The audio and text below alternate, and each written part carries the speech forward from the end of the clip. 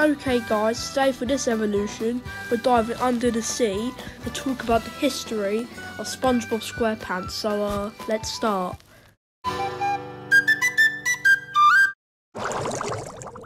Okay, so SpongeBob SquarePants was created in 1999 by marine biologist and anime Steven Hillenburg. By the way, if you don't know what a marine biologist is a person who studies fish. And he originally worked at the California Marine Institute before he created SpongeBob. Back in 1989, he made a comic called Intertidal Zone for students, focusing on all the weird creatures in the intertidal zone, which is a place in the ocean.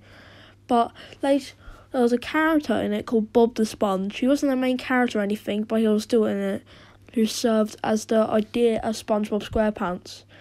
And he originally looked completely different. He was round and had sunglasses and didn't even wear pants yet.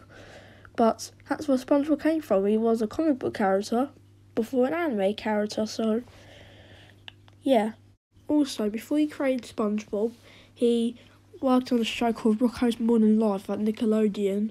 And one of the people who worked on the show also gave him the idea to make a show about his Intertidal Zone comic book.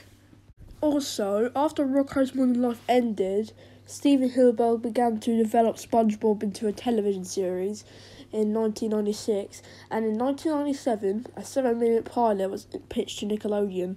Works executives originally wanted SpongeBob to be a young boy in school, but Hillenburg preferred SpongeBob to be an adult character.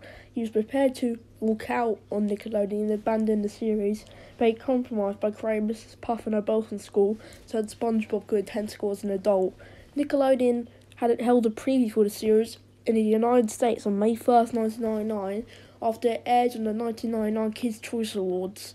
The series officially premiered on July 17th, 1999, and has received worldwide critical acclaim since its premiere, and it has gained enormous popularity by its second season. After season 3, Steven Hillenburg wanted to end it off the series with a bang, so he got SpongeBob the movie, and it made lots of money at the box office.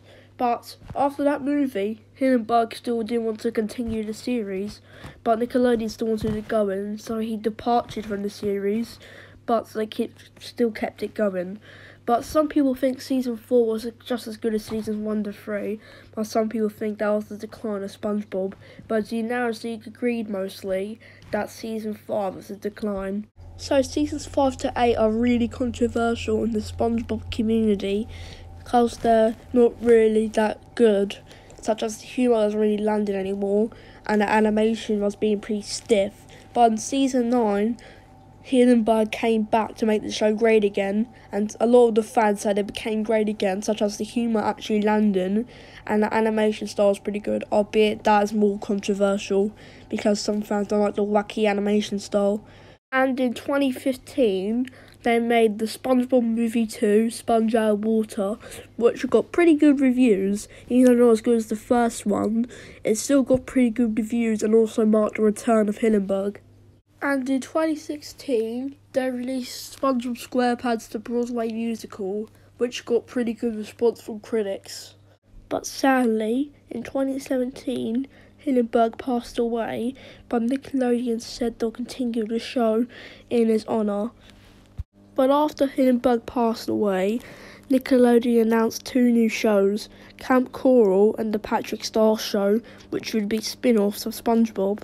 And the fans were really suspicious because in interviews, Steven said they didn't want to have SpongeBob spin-offs, but some said they did, and they saw the show being developed, so it's still debatable if he approved of it or not.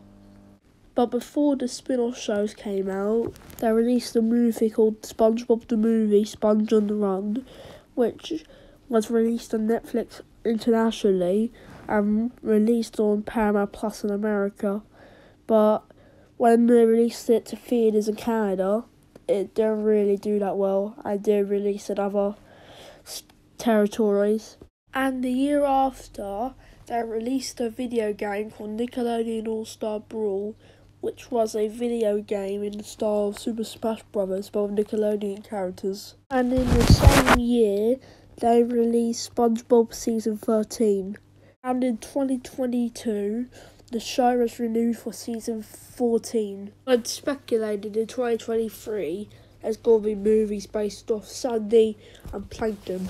So yeah, that's the history of SpongeBob. Make sure to like, subscribe, and go on my channel to watch my Evolution videos.